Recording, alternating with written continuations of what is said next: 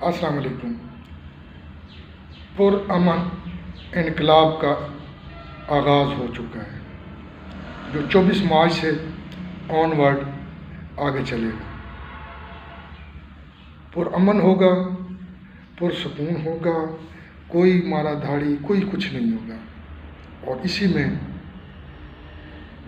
اسی کو لے کے آگے 30 مارچ کو بہت بڑا جلسہ ہوگا جو تحریک انصاف کرنے جا رہی ہے۔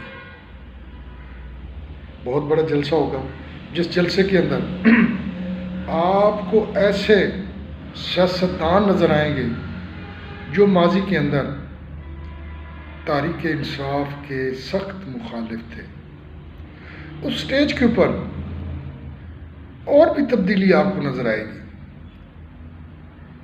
کہ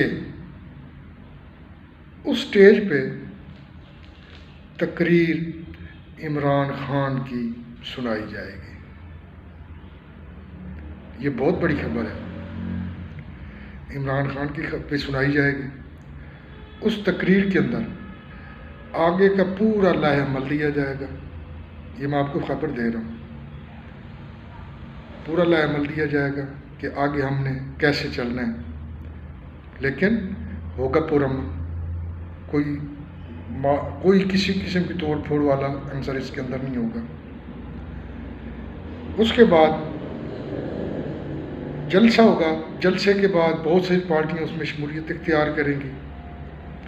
اس کے بعد ایک اجلاس ہوگا، اجلاس کے اندر تمام پارٹیاں جو جلسے کے اندر شامل ہوں گی وہ بیٹھ کے اس جو عمران خان کی تقریر کے اندر لائحہ عمل کا اعلان کیا جائے گا اس کو فائنل ٹچ دیں گے کہ عملی طور پہ گراؤنڈ کے اندر اس کو امپلیمنٹ کیسے کیا جائے۔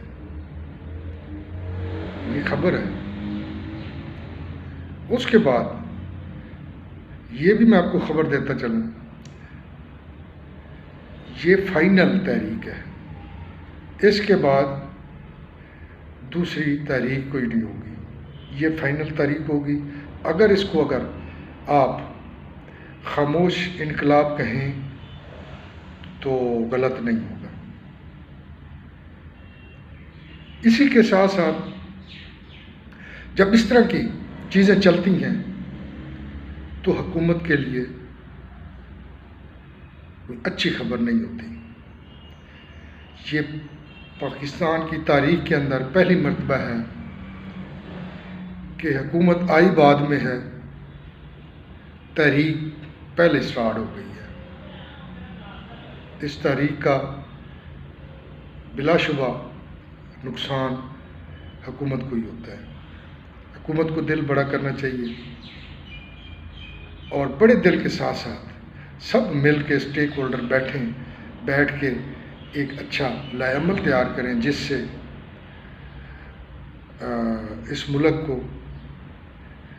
بہتر ٹریک پہ چڑھایا جا سکے۔ نہ تو ایک پارٹی ملک کی بھاگ دوڑ سنبھال سکتی ہے، نہ ہی ایک پارٹی سے آپ توقع کر سکتے ہیں کہ کوئی ایک پارٹی اس ملک کے مسائل حل کر سکتی ہے۔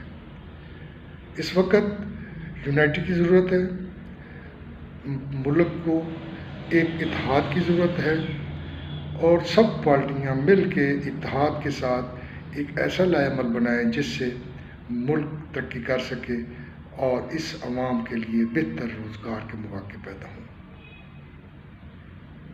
ملتے ہیں اگلی ویڈیو تک، ہمیں اجازت دیجیے۔ اللہ حافظ۔